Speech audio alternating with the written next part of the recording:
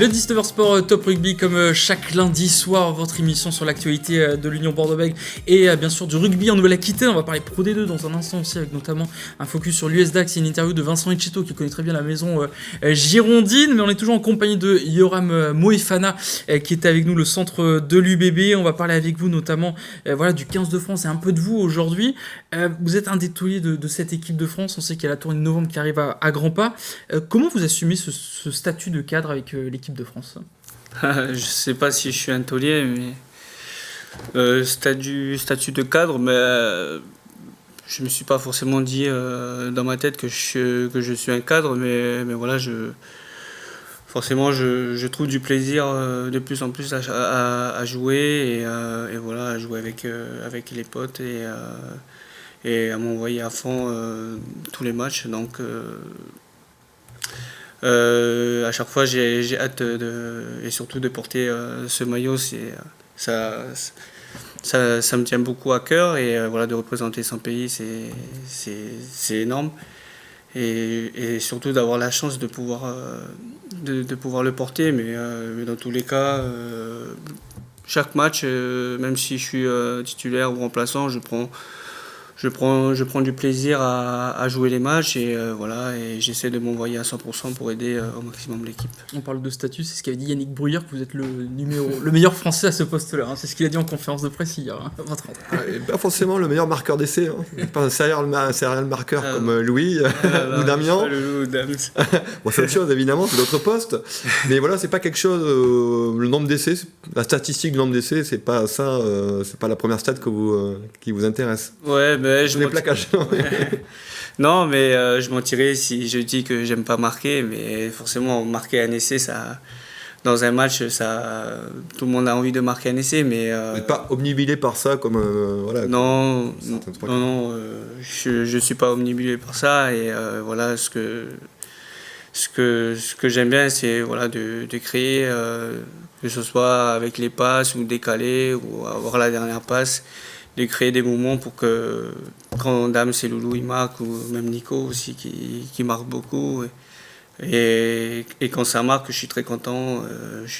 Parce que je suis un mauvais perdant et j'ai envie de gagner presque tous les matchs. Et voilà, à chaque fois qu'on gagne et que Dame ou Nico ou le triangle arrière, ou même Mathieu aussi, ou Max, qui marque aussi, même nos avants.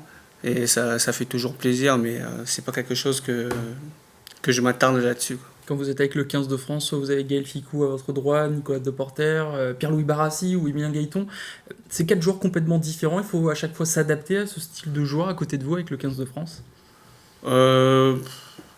Après, c'est s'adapter. J'ai pas envie de dire s'adapter parce que ça veut dire qu'il n'y a pas vraiment d'automatisme, mais voilà, c'est des joueurs où on s'entraîne beaucoup ensemble. Mais voilà, c'est sûr que j'ai beaucoup plus d'automatisme avec Nico, parce qu'on joue en club ensemble. Mais après, en équipe de France, on s'entraîne aussi à plusieurs, on tourne tout le temps ensemble, que ce soit Nico avec Gaël ou PL avec Gaël ou Nico. On tourne souvent ensemble et voilà, c'est des grandes personnes et voilà qu'on s'entraîne, qu'on adore à s'entraîner ensemble et c'est pour ça que j'ai pas envie de s'adapter parce que ça veut dire s'adapter sur le moment, mais voilà, on a l'habitude un peu à s'entraîner ensemble et mais après c'est vrai que j'ai beaucoup plus d'automatisme avec Nico parce que je joue avec lui tout le temps en club. C'est à eux de s'adapter à vous finalement. C'est vous le titulaire. On passe de le centre. Comme ça, c'est moi qui le dis, c'est pas vous. Mais, on parle de l'attaque, mais l'un de vos points forts, c'est aussi la défense. Avec l'équipe de France, c'est quelque chose qui se travaille beaucoup aussi en amont, à la vidéo. Analyser l'attaque adverse, anticiper, ou c'est plutôt de l'instinct. Non, c'est des choses, voilà que même que ce soit en équipe de France ou à Bordeaux, c'est quelque chose voilà, qu'on travaille dans la semaine par rapport aux attaques adverses et je pense que tout le monde le fait, que ce soit les équipes internationales, que ce soit l'Irlande, tout ça, je pense que tout le monde le fait, analyser les attaques des adversaires et c'est quelque chose qu'on travaille en amont. Et vous aimez ça ? analyser la vidéo.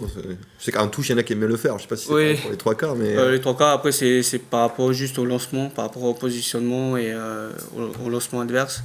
D'avoir à peu près, de savoir à peu près un peu les placements pour savoir à peu près quel lancement ou quel endroit ils vont attaquer.